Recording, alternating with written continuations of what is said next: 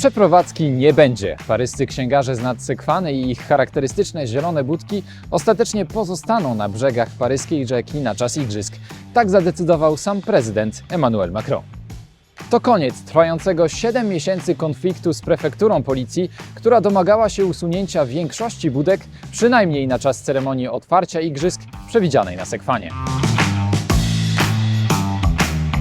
Prefektura twierdziła do tej pory, że budki księgarzy nie tylko utrudniłyby widok na ceremonię, ale przede wszystkim mogłyby stanowić zagrożenie dla bezpieczeństwa uczestników, służąc na przykład do podłożenia bomby.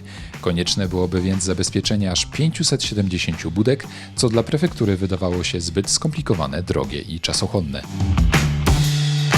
Dla księgarzy z kolei o przeprowadzce mowy być nie mogło, chociażby ze względu na wizerunek Paryża, którego stali się nierozłączną częścią, przyciągając dziś miliony turystów. Chodziło jednak głównie o same budki. Księgarze odmawiali przeniesienia swoich zielonych skrzyń, obawiając się ich zniszczenia i utraty narzędzia pracy. Z czasem prefektura poszła na kilka ustępstw. Przeprowadzka miała dotyczyć już tylko 432 budek zamiast 570. Miały one również wrócić na swoje miejsce już po kilku dniach, a nie dopiero po zakończeniu igrzysk, jak zapowiadano na początku. Dla księgarzy to było jednak wciąż za mało. Pozostawienie budek nie podlegało negocjacji. Księgarze mieli już nawet składać pozew do sądu, podważając zasadność i konieczność ich przeniesienia. Za księgarzami opowiedział się niespodziewanie prezydent Francji. Uznając, że stanowią oni żywe dziedzictwo francuskiej stolicy, nakazał odwołać planowane usunięcie budek. Dokładnie 13 lutego Pałac Elizejski poinformował, że wobec braku ugodowego rozwiązania, które uspokoiłoby księgarzy, prezydent Republiki zwrócił się do ministra spraw wewnętrznych i prefekta policji Paryża o pozostawienie wszystkich sprzedawców książek i o to, by żaden z nich nie był zmuszony do przeprowadzki. Jesteśmy z prezesem Stowarzyszenia Paryskich Księgarzy nad Sekwaną, Jérôme Calais. Jérôme Calais, bonjour. Est-ce que j'imagine c'est un grand soulagement. C'est un immense soulagement, c'est beaucoup de bonheur. Tous mes collègues sont tous très heureux parce que c'est un poids après 7 mois de cauchemar, de mauvaises nuits. Le président l'a bien dit, il a pris cette décision, il a arbitré le problème au nom tout simplement du bon sens. Il a dit c'est simplement du bon sens que de ne pas toucher aux bouquinistes. Les bouquinistes sont là depuis trop longtemps, sont un symbole. C'est le bon sens de les maintenir en place et de ne pas, surtout pas y toucher. Est-ce que vous vous y attendiez à cette décision? Parce que ça vient soudainement du palais de l'Élysée, c'est Emmanuel Macron Lui-même qui décide. J'avais envoyé mes vœux tardivement, comme chaque année au président de la République. Et là, il m'avait répondu très très vite. Avec, comme toujours, un petit mot de sa main. Comptez sur moi, très cordialement, Emmanuel Macron. Donc oui, ça ouvrait la voie à certains espoirs. Après, on est comme saint Thomas, on croit que ce qu'on voit. Hein. Mais effectivement, ça a été quand même une surprise, oui, il faut quand même le dire. On s'attendait pas à un dénouement finalement aussi rapide. On était à 2 jours de déposer le recours en justice. Là, le recours, c'était pour le non-enlèvement des boîtes. Le non-enlèvement des boîtes a depuis toujours été notre principale motivation.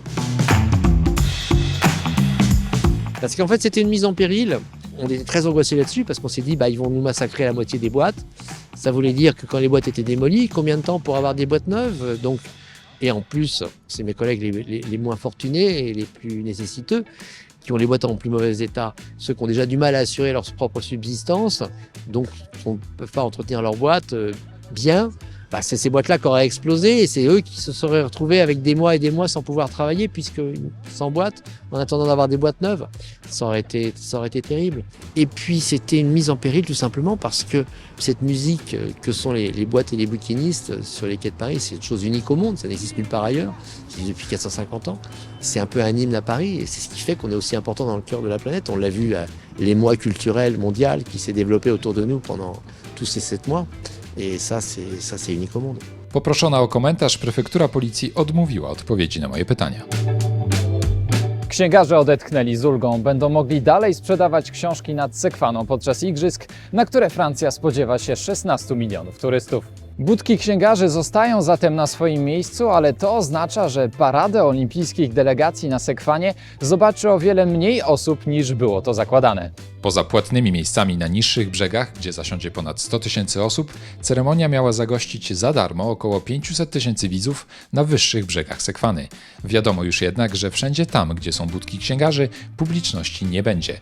Zatem na polecenie prezydenta wyłączonych zostanie łącznie prawie 2,5 km brzegów po obu stronach rzeki, czyli ponad 20% potencjalnych trybun. Ministerstwo Spraw Wewnętrznych potwierdziło tę informację na początku marca, dodając, że ze względu na zagrożenie terrorystyczne ilość widzów podczas ceremonii otwarcia zostanie jeszcze bardziej ograniczona.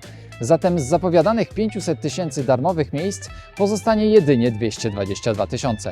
Jedno jest pewne, to już nie jest problem księgarzy. To tyle na dziś. Zapraszam na kolejne odcinki Kulis Igrzysk Paryż 2024.